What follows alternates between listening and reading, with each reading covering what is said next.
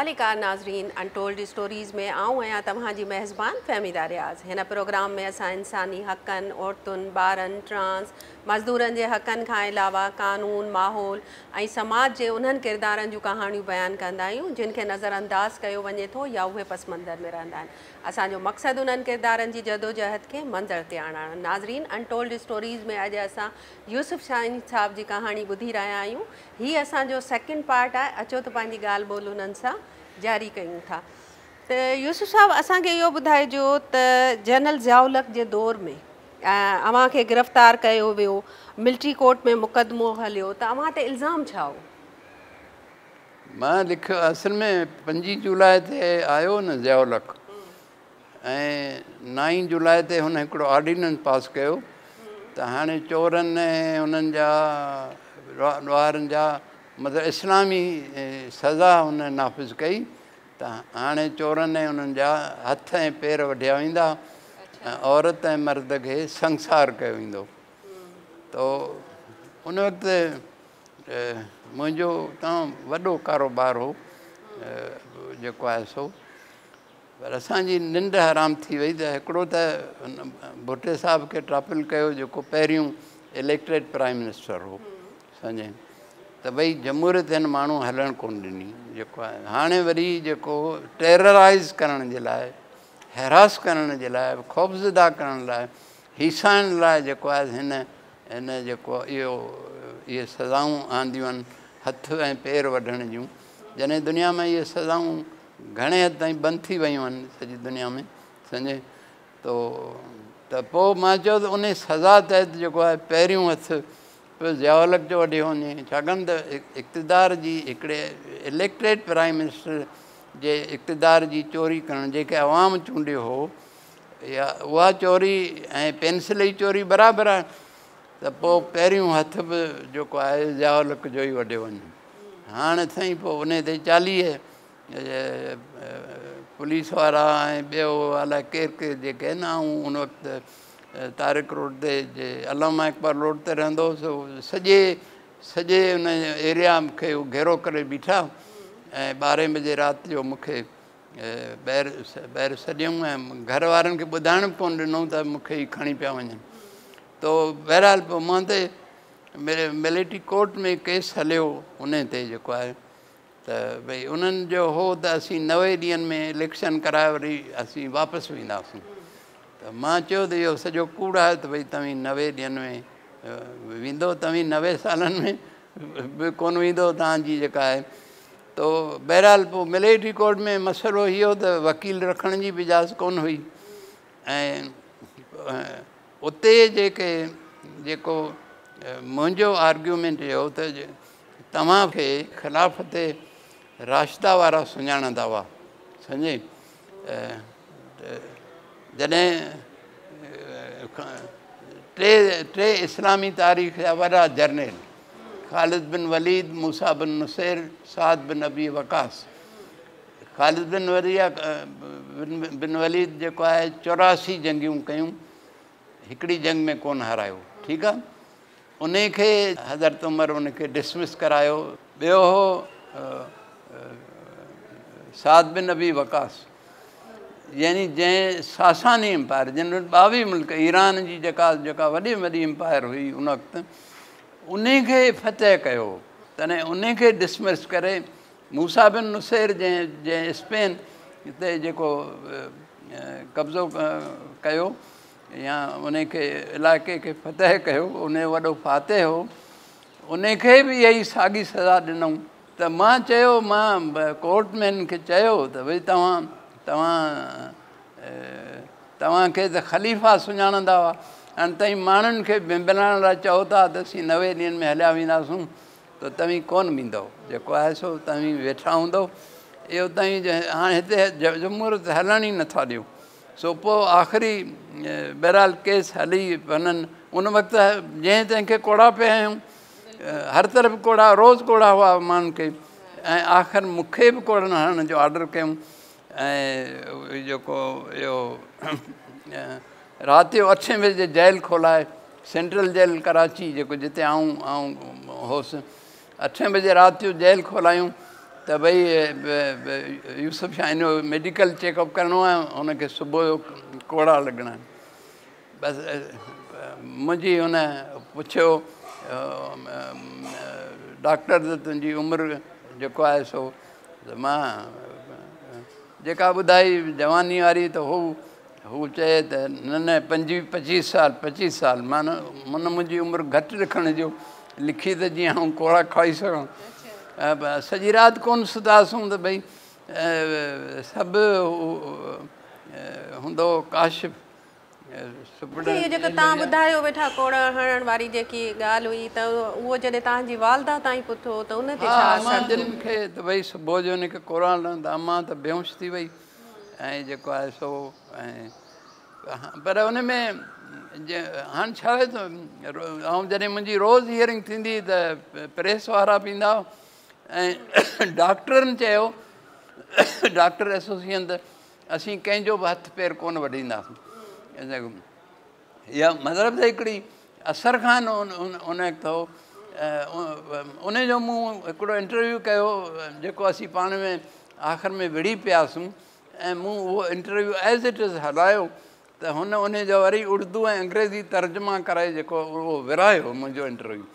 त जॾहिं हुन मुंहिंजो इहो ॿुधो गिरफ़्तारी जो त उन वक़्तु तमामु वॾो पावरफुल माण्हू हो त हुन बि ज़ोर लॻायो त भई जेको आहे त तव्हां यूसुफ शाहीन खे हिकिड़े साफ़ इहा उनखे छॾियो इहे लिखंदा रहंदा आहिनि सम्झे तो पर जंहिं ॾींहुं हाणे मतिलबु त अॼु जन लॻणा आहिनि कोड़ा मूंखे हथकड़ियूं हणी रोज़ वठी अची उस में विहारे छॾींदा।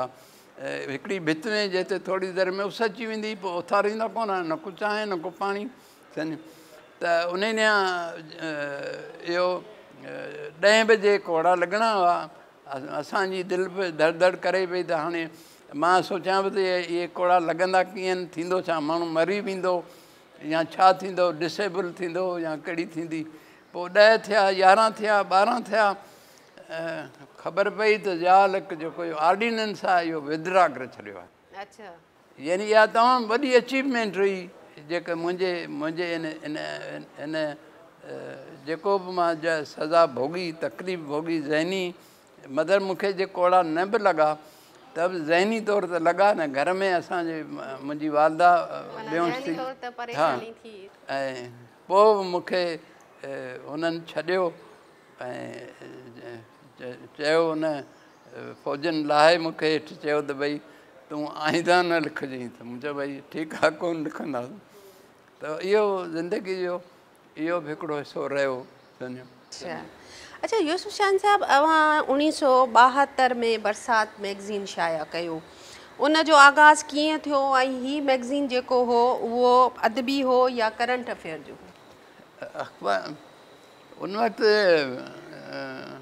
हाणे डिघो त किसो हले थो हिकिड़ो रिसालो निकितो जान मोहम्मद नूनारी हूंदो बादल रिसालो कढंदो उन खां वठी जेको असीं उते रसूल विचपली जो ऐं ॿिया इहे जेके आहिनि न उते असांजी मुलाक़ात थींदी हुई ऐं उन्हनि खे उन रिसाले जो जेको कमर्शियल साइड जेका आहे पहिरियों दफ़ो सिंधी रिसालो कमर्शियली बुनियाद ते हले यानी मालिक पैसा न ॾे मालिक इन्वेस्टमेंट करे पर पोइ पंहिंजे पेरनि ते रिसालो न सिर्फ़ु पाण बीहे बल्कि स्टाफ खे ॿियनि खे पैसा बि ॾेई सघे।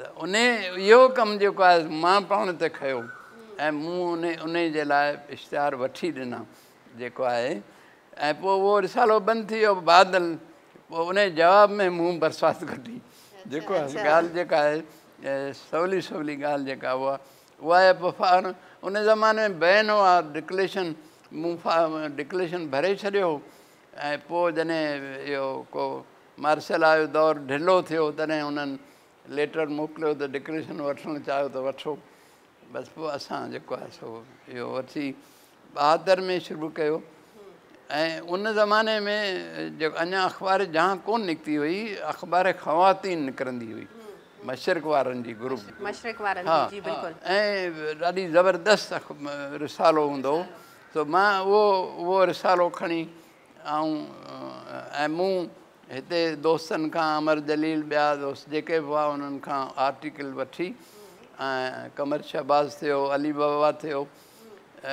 वठी ऐं शेख अज़ीज़ हो इबरत अख़बार जो एडिटर हैदराबाद, उन वटि मैटर खणी वियुसि त हिन अख़बार ख़वातीन वांगुरु पहिरियों सिंधी परचो ठाहे ॾे। त हुन मूंखां पुछियो त छपाईंदे घणो? हाणे उन ज़माने में जेको आहे 950 कापियूं 1000 कापियूं छपण लाइ ॾिबियूं मिलंदियूं हुयूं, 950 वेस्टेज थींदी हुई। या तव्हां 50 कापियुनि या वधीक कागज़ ॾियो त पोइ तव्हांखे 1000 कापियूं मिलनि। पर 1000 जेको आहे सो के 500 कापियूं छपराईंदा हुआ, 2-3 रिसाला हुआ, घणा त हुआ ई कोन जेको। त मूंखां पुछियो शेख अज़ीज़ त तव्हां घणियूं कापियूं छपराईंदो? त मां चयो 2000। चईं हा तो वटि पैसा आहिनि इलाही, तो तूं 2000 जेको आहे सो तूं छपराईंदे। माना इहो 2000 इहो केरु वठंदो? ऐं तव्हां यकीन ॼाणो हुन पहिरें परचे जूं 24,000 कापियुनि जा 3 एजेंट हूंदा हैदराबाद में, सिंध में होलसेल एजेंट। उहे 24,000 कापियूं उहो परचो पहिरियों परचो उन जा पैसा खणी आया त 24,000 कापियूं ॾियो। बहरहाल उहो त मां हुनखे ॾिनियूं 24,000 छपराए ॾिनियूं। मूंखे त 2000 जो बि टपो त मां जेको हीउ मूंखे शक में विझी छॾियो आहे शेख अज़ीज़ सम्झे। अच्छा, इन हवाले सां तव्हां हिकु दफ़ो लिखियो बि आहे त सहाफ़त में अव्हां क्रेडिट जेको आहे उहो शेख अज़ीज़ खे ॾींदा, ऐं हीउ क्रेडिट न शेख अयाज़ जो आहे न पलीजे जो आहे। माण्हू आहिनि शेख अज़ीज़, शमशेर हैदरी या जोए साहब, इहे उहे माण्हू आहिनि जेके हलंदे फिरंदे माण्हुनि खे हिमथाईंदा हुआ जेके सम्झे। पर शेख अज़ीज़ सां त हाणे असांजी 50 साल दोस्ती रही। मां लिखियो 2 माण्हू हुआ, हिकिड़ो शेख अज़ीज़, ॿियो शमशेर। भई इहे मुंहिंजा उस्ताद कोन हुआ, पर आउं उन्हनि जी उस्ताद जेतिरी इज़त कंदो हुउसि जेको आहे सो सम्झे। शेख अज़ीज़ मरण खां वॾी अॻु मूं वटि हो, मूंखे अंदाज़ ई कोन हो त हीउ पहिरीं हलियो वेंदो हलियो सम्झे। जेको माण्हू चवंदो हो त भई वक़्तु न आहे, हिकिड़ो मिंट बि ज़ाया करिणो न आहे, न कंहिंजो इंतज़ारु करिणो आहे, कमु करिणो आहे जेको आहे सो। असांजी ॿिन्ही जी तबियत ठहंदी हुई जेको आहे सो। ऐं ॾिसो असां इन्हनि सभिनी माण्हुनि खे विसारे छॾियो। असां शुरू कयो मोहम्मद उस्मान ॾीपलाई खे विसारे छॾियो, असांजो तमामु वॾो माण्हू सम्झे। पोइ तव्हां कमर शहबाज़ विसारियो, तनवीर अब्बासी विसारियो, अली बाबा विसारियो, आगा सलीम खे विसारियो, तव्हां शेख अयाज़ खे बि विसारे छॾियो आहे। पर इहो जो 2 नियाणियूं जेके आहिनि, हिकिड़ी अमर सिंधू, इरफ़ान अमल, इन्हनि हुनखे शेख अयाज़ खे मरण ई कोन ॾिनो। उन्हनि पहिरीं साल ते हुनजो मेलो लॻायो। उहा हिकिड़ो अलॻि मसइलो थियो त जोए साहिब वारनि वञी शाह लतीफ़ ते शेख अयाज़ खे दफ़न कयो। अरे भई उते दफ़न थियणु सआदत जो कमु आहे, पर भई हुनजी पंहिंजी हिकिड़ी अलॻि जान हो। हुनखे ताईं जेको आहे सखर में, शिकारपुर में या कराचीअ में किथे दफ़न करियो। हाणे हू उन जी क़बर आहे शाह लतीफ़ ते, मेलो लॻे थो हैदराबाद में त बहरहाल मक़सदु आहे त इहो जेको असां वटि जेका विसारण जी आदत आहिनि, असां वटि जेके उहे माण्हू घणो करे रहिया आहिनि जेके तव्हांखे पुटु ॾियनि था, नौकिरी वठी ॾियनि था, तव्हांजो बिगड़ियल कमु सिधो करे ॾियनि था, शादी कराइनि था। इहे जेके पीर फ़क़ीर आहिनि उहे असांखे यादि आहिनि, जिन माण्हुनि सिंध लाइ कमु कयो आहे। सॼी उमिरि शमशेर सॼी उमिरि सिंध खे ॾिनी न, माण्हू ठाहींदो हो न सम्झे। शेख अयाज़ खां वेंदे ॿिया सभु हुन जे ऑफिस में वेठा हूंदा हुआ न सम्झे। त तव्हां छो विसारियो उन्हनि खे, छो विसारियो जेको आहे। अच्छा यूसुफ साहब, अदब, तारीख़, फ़लसफ़े ते त लिखियो आहे पर पंहिंजी ज़ाती ज़िंदगी ते न लिखियो आहे। इन राज़दारी जे पोयां राज़ छा आहे? न न ज़ाती ज़िंदगी ॾिसो हाणे मिसाल मुंहिंजो कल्ह चयूं भई इलाही कसम पुरसी हालत में आहे ऐं हुन में तकलीफ़ में अड़े बाबा तकलीफ़ ज़िंदगी जो हिसो आहे ॾुख ज़िंदगी जो हिसो आहे ॾुख जिते ॾुख न आहे उहा त जन्नत आहे बाक़ी हीअ त भई दुनिया आहे हिन में ॾुख तव्हांखे जीअणु सेखारे थो ॾुख तव्हांखे होश में आणे थो भई तव्हां छा था सम्झो ॾुख बि हिकिड़ी कुवत आहे सो उन में असां त हाणे सदाईं ॾुखनि ऐं तूफ़ाननि सां हिननि सां गॾु पलिजी वॾा थिया आहियूं असां त कॾहिं इन शइ जो खां असीं परेशान कोन थिया आहियूं जेको आहे सो नाज़रीन हिन वक़्तु असांजे प्रोग्राम में ब्रेक जो टाइम थिए थो हलूं था हिकिड़े नंढड़े ब्रेक पिया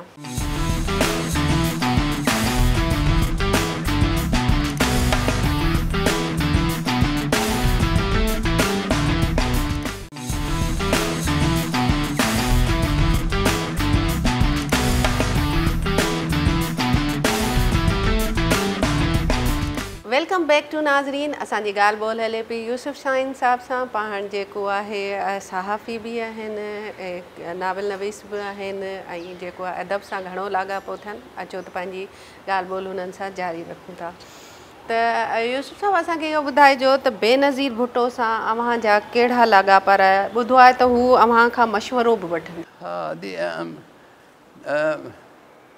मां त बीबी जॾहिं अञा शादी कोन थी तॾहिं बि हुनजो जेको वॾो इंटरव्यू मां ई कयो हो जेको आहे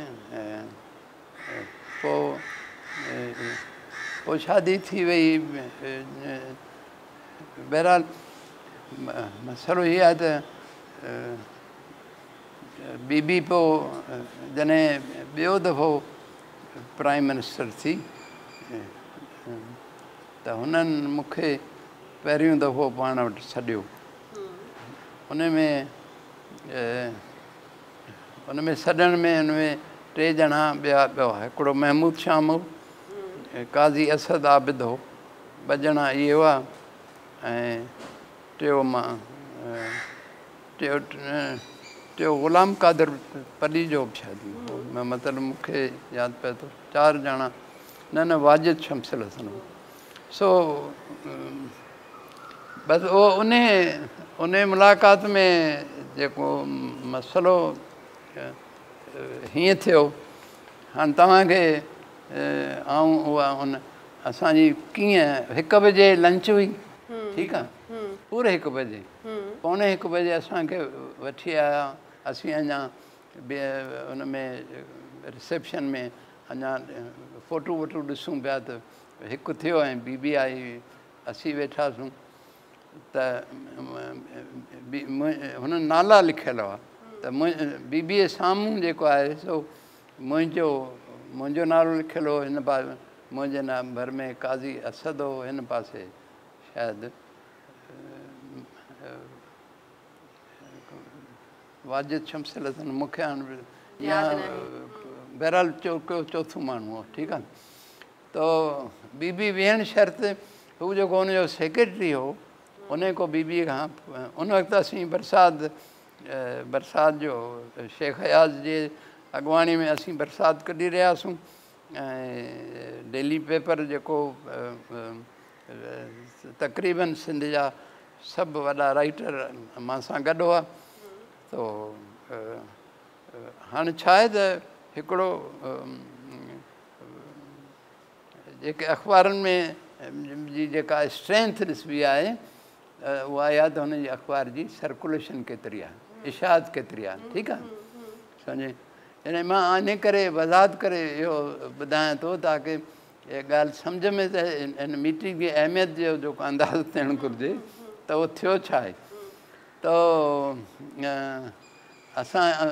असीं जीअं वेठासीं बीबी तमामु सीरियस वेहण शर्त मूंखां पुछियो त बरसात की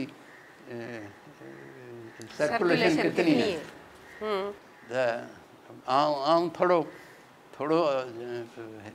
हैरान थी वियुसि त भई हिकदमि मूंखां अहिड़ो ई सुवालु पुछनि था त त मां चयो त मूं पियो ॾाढी मासूमियत सां बीबी खे चयो, मुंहिंजो बीबी एक तो हम आपके मेहमान हैं, 1000 मील दूर से आए हैं और एक अभी तक कुछ खाया भी नहीं है, तो हम आपके मेहमान हैं, इतने आए दूर से आए मेहमानों से कम पहला सवाल तो जो है आसान करना चाहिए। इसमें तो झूठ बोला जाता है कि सर्कुलेशन कितनी है, मेरी कोई सर्कुलेशन नहीं, ये कादी असद आबिद बैठा है इबरत वाला, इसकी सर्कुलेशन है। तो मैं आउटराइट मुझे आऊं छो चवां त भई मुंहिंजी सर्कुलेशन एतिरी आहे, या केरु कॾहिं 500,000 हेठियां मथे ऐं पाण खे छो कमिटेड करियां।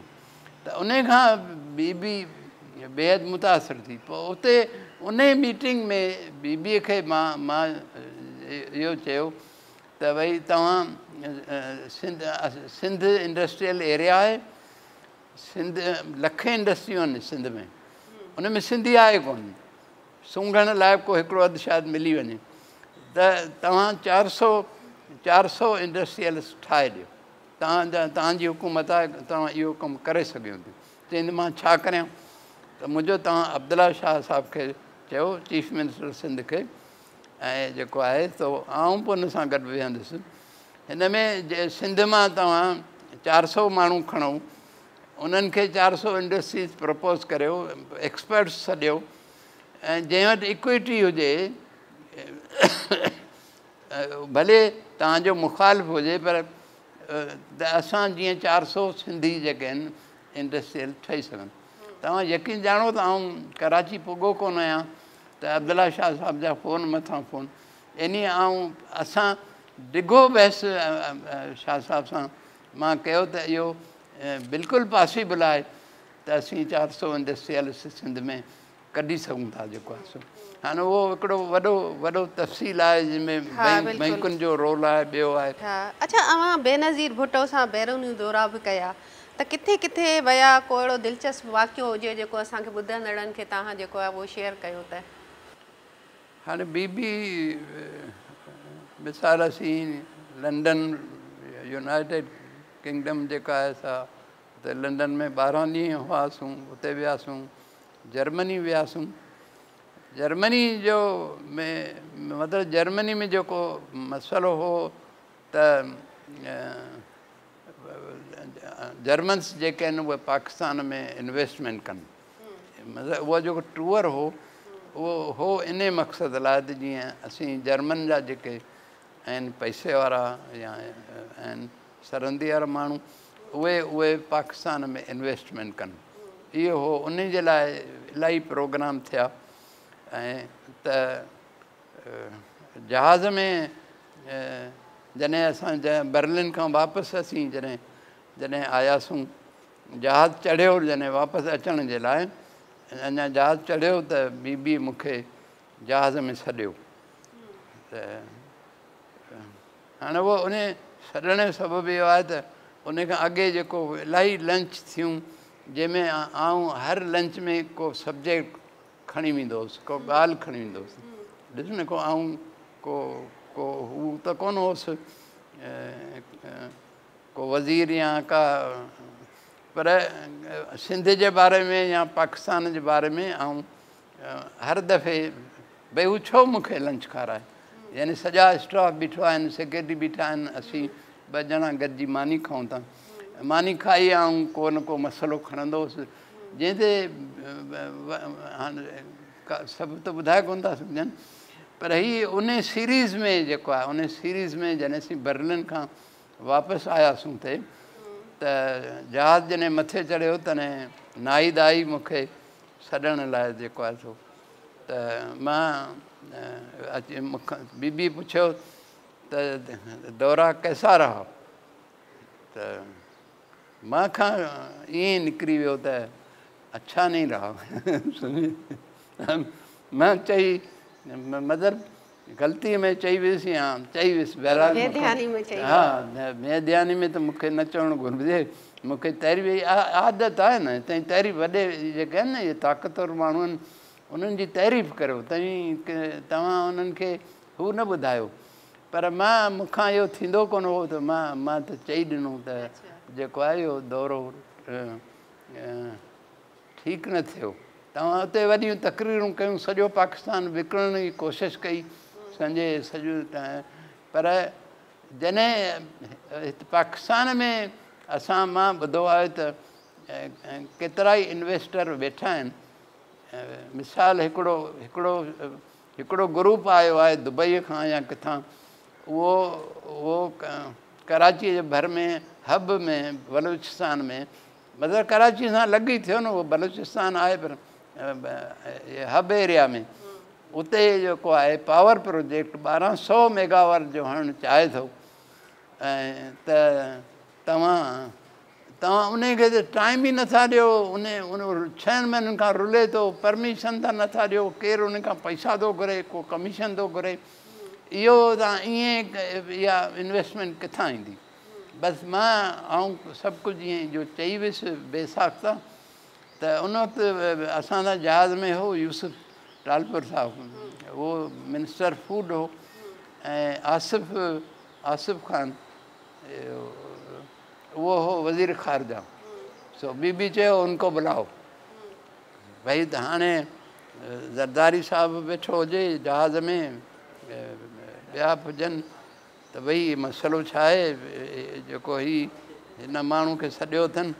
सो बहरहाल उहे ॿई अची मुंहिंजे अॻियां बीठा, त मूंखे चई दाऊद पोता आप इनको बताएं।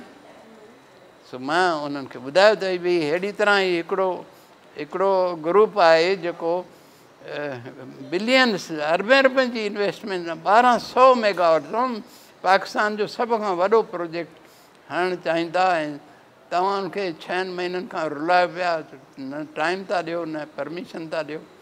जेको आहे सो बसि पोइ इहा शइ जेका आहे सा उहा बहरहाल पोइ बीबी जॾहिं लथी इस्लामाबाद में, त उहा बोर्ड ऑफ इन्वेस्टमेंट जी पाण चेयरमैन थी। उन ग्रुप खे सॾियो वियो, उनखे परमिशन ॾिनी, उन्हनि हबको जे नाले सां 1200 मेगावाट जो प्रोजेक्ट हयो, जेको अॼु बि लॻल अथव तव्हांजो। अच्छा, तव्हां ज़िक्र कयो त बेनज़ीर जी शहादत खां पोइ सभ खां वधीक जेकी हिकिड़ो त तकलीफ़ में तव्हां रहियो, ऐं जेको आहे तव्हां इलाही उन खां पोइ भोॻियो आहे। हाणे ॿुधो, असीं सुठा इहो ज़िंदगी जो बहरहाल हाणे बीबी जो वञणु शायदि त तकलीफ़ मूंखे जेतिरो भाईंदी हुई, त मूंखे ॿियूं शयूं ख़बर आहे, ऐं मां ॿुधाइणु नथो चाहियां त हू कीअं सोचींदी हुई, ऐं हुनजे हुकुम ते मूं पीपल्स पार्टी जॉइन कई। हाणे ॾिसो, आउं साफ़ ई आहियां, ऐं मूंखे का पार्टी जॉइन न कई। असां सॼी उमिरि हिननि सां गॾु हलिया आहियूं, भुटे साहिब खां वठी, छाकाणि असीं सम्झूं था त भई हीअ सिंध लाइ कमु कनि था, सिंध जे हक़नि लाइ वेड़ खाइनि था, त असां साफ़ी जी हैसियत में असां सदाईं हिननि जो साथ ॾिनूं। जेको आहे सो इन जो मतिलबु न आहे, पर जॾहिं आउं सेनेटर थी वियुसि त इहो हुला वियो त मूंखे आउं पीपल्स पार्टी जो सेनेटर आहियां, ऐं आख़िर वक़्तु ताईं अॼु ॾींहं ताईं माण्हू चवंदा त मूंखे पीपल्स पार्टी सेनेटर, ऐं आउं पंहिंजे हिमत सां पैदा थियुसि, सेनेटर थियोसि, ऐं या टेक्निकल ग्राउंड ते आउं थियोसि सेनेटर। त बीबीअ जे वञण जो बहरहाल नुक़सानु त हाणे बहरहाल इलाही थियो आहे। हाणे हींअर मुंहिंजूं 2 अख़बारूं बंदि आहिनि, ऐं मुंहिंजे 2 ज़मीनुनि ते बि कब्ज़ा आहिनि, सम्झे। त हाणे इहो भई आख़िर आहे छा, मां मुंहिंजो हिकिड़ो सम्झणु चाहियां थो न त मुंहिंजो ॾोह कहिड़ो। अच्छा, हिते तव्हां जॾहिं ज़िक्र कयो त बीबी तव्हांखे आंदो पाकिस्तान पीपल्स पार्टी में, त वजह छा थी त तव्हां जेको आहे उहो छॾे ॾिनी, PPP सां लातालुक़ रहियो? बसि मां हिकिड़े ॾींहं लाइ मुंहिंजो काइम अली शाह जे हथ ते मां थियोसि। ॾिसो न, बुनियादी तौरु आउं साफ़ ई आहियां, या राइटर आहियां, जेको बि आहियां, मूंखे का पार्टी जॉइन न करणु घुरिजे। मूंखे जॾहिं नाहिद फ़ोन करे चयो, बीबीअ जे तरफ़ां 2 दफ़ा 3 दफ़ा मूंखे जॾहिं चयो वियो त तूं पार्टी जॉइन कर, मूं चयो सदाईं त तव्हां सां गॾु हलिया आहियूं, हू छा चवंदा आहिनि बचपन से ई सम्झो भई भुट्टे साहिब खां वठी ॾिसो न भुट्टे साहिब जे पहिरियों दफ़ो जिन टिनि माण्हुनि खे सॾे वियो उन में टियों माण्हू आऊं हुउसि हिकिड़ो वाजिद शमसुल हसन हो ॿियो महमूद शाह टियों आऊं हुउसि त इहे शयूं जेके उन वक़्त खां असीं हिननि सां हलंदा रहियूं त मूंखे उसूली तौरु जेको आहे का पार्टी न मूं हेसि ताईं ॿी का जॉइन कई असांजो हमदर्दियूं त थी सघनि थियूं मिसाल साईं GM सैयद जेको स्ट्रगल कयो तव्हीं उनखे आज़ादी जे इन्हनि किसनि खे छॾे ॾियो पर हक़ त आहिनि जेकॾहिं असांजा उहे त मिलणु घुरिजनि न हिन में छा आहे भई पाकिस्तान जे फ्रेम वर्क में हक़ त मिलणु घुरिजनि त हक़ जी त ॻाल्हि करण सां तव्हां त बसि इहो इन ते वधीक डिबेट करणु जेको आहे मक़सदु आहे मुंहिंजे लाइ सही न हो त भई ॾिसो न पोइ पार्टीअ में पोइ तव्हांखे जे पार्टी चए राति खे ॾींहुं आहे त पोइ तव्हांखे ॾींहुं चवणो पवंदो त हाणे इहो त असीं करे ज़िंदगी में असां इहो सिखियो कोन्हे इन करे असांजो कंहिं पार्टी में वञण ई ग़लति आहे वञण बि न घुरिजे सम्झे पोइ BBA ज़ोरो उन ते जेको आहे हुन वरी मूंखे हेॾो वारो ख़त बि लिखियो मूं वटि हुनजा इलाही ख़त आहिनि BBA जा अच्छा शेख हयास पंहिंजे मिज़ाज जो जेको आहे उहो शख़्स हो खेसि तव्हां कीअं राज़ी कयो त हू एडिटर थिए हाणे शेख हयास सां जेको आहे इहा ॻाल्हि तव्हांजी सही आहे त हू हथ बि हीअं मिलाईंदो सम्झे असल में कंहिंसां मिलणु अवॉइड कंदो घटि मुलाक़ातियूं कनि पर मां छा त जॾहिं मुंहिंजी तारिक रोड ते बरसाति नंढड़ी ऑफिस हूंदी हुई जंहिंजी जेका ॾाकण ॿेड़ी हूंदी जंहिंमें मथो लॻंदो हा उते ईंदुसि ठीकु 10:15 बजे घरां ठीकु 10 बजे इहो मुंहिंजो शुरू खां टाइम जी सख़्तु पाबंदी हूंदी 10 बजे मां घरां निकिरंदुसि त 10:14 ते या 10:15 ते पंहिंजे ऑफिस में ईंदुसि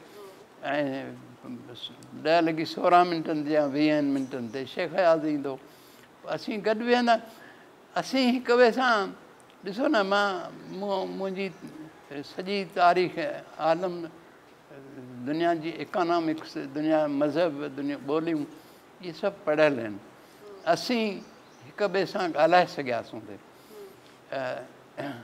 हुन तव्हांखे ख़बर आहे त हुन पहिरियों दफ़ो हुनखे धैर्य सम्झियो वेंदो हो ऐं बल्कि जेको आहे अथीस चवंदा आहिनि जेको आहे सो लिखणनि में जेको हूंदो सिंध जो त असां मां दुनिया जा सभु मज़हब पढ़िया आहिनि जेके दुनिया में हेसि ताईं ख़ुदा आया आहिनि उहे मिसाल यूरोप जो ज़्यूस ख़ुदा 3000 साल ताईं आयो उनखे हज़रत ईसा रिप्लेस कयो असां हिन बाद मिडल ईस्ट में जेके एनकी इहे 3 वॾा ख़ुदा हुआ ऐं हुन एनके जो जेको पोटो आहे पुटु आहे मर्दू ख़ुदा दुनिया जो सॼे एशिया जो वॾो ख़ुदा थियो जेको आहे त इहे सभु असांजा इहे मुंहिंजा पढ़ियल रहिया ऐं त असांजे शेख साहिब सां मक़सदु आहे त हिकिड़ो त ज़हन बि यानी असीं हिक ॿिए सां हुनखे मां हुनखां इलाही नंढो हुउसि त असीं हिक ॿिए सां ॻाल्हाए सघंदा हुआसीं ऐं हिक ॿिए जो ॻाल्हाइणु ॿुधंदा हुआसीं शेख हयास में जो इहो हो त घटि ॿुधंदो या पर असीं ॻाल्हाईंदा हुआसीं या दोस्त मतिलबु इहा इन हद ताईं ॾिसो न मूं त रुॻो 2 अखर चया वञी त वीकली बरसाति खे ठाहियां थो डेली तव्हां हुनजा एडिटर थियो त हुन रुॻो मूंखां पुछियो त भई कॾहिं हलिणो आहे तव्हां ॾिसो न फैज़ अहमद फैज़ बि हिकिड़ी अख़बार जो एडिटर हो सम्झे उहो उर्दू जो तमामु वॾो शाइर हो जेको आहे त हुनजो अचणु जेको आहे सो मां चाहियो त भई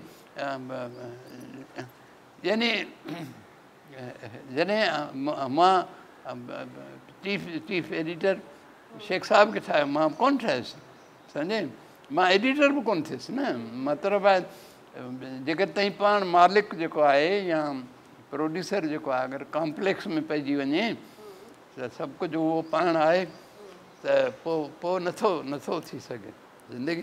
हीअ त हिकिड़ो उहो कमु आहे न, साफ़ त हिकिड़ो क्रिएटिव कमु आहे सम्झे, जंहिंमें तव्हांखे सभ खां ज़हीन माण्हू खपनि।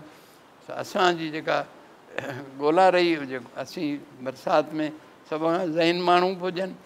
ऐं असां इलाही दोस्त नवां नवां राइटर पैदा बि कया सम्झे। ॿियो हाणे हिन वक़्तु हाणे ॾिसो न, असांजा वॾो को बि राइटर जेको आहे उहो सिंधी साहित में न आहे। छो न आहे? छाकाणि असांजूं सिंधी अख़बारूं उन्हनि जो हल्को बार बि नथियूं खणी सघनि। इहा हिकिड़ी ट्रेजिडी आहे, तमामु वॾी ट्रेजिडी आहे सम्झे। उन लाइ थोरी पैसनि जी ज़रूरत न आहे सम्झे। डॉक्टर करीम हा पर पहिरीं कंदा हुआ न, मतिलबु त इहो उनखे आंदो वियो नी। मतिलबु आहे त ईअं हंटिंग कजे राइटर खां। हीअ बाबा हीअ कमु त इहो न आहे त हर माण्हू त नथो करे सघे। तव्हांखे माण्हू क्रिएट करणा पवंदा। जेका क्रिएशन हिन वक़्तु जेका आहे, हिन वक़्तु सभु अख़बारुनि मां हिसाब रखियो वेठो। इहो सिलसिलो बंदि थियो।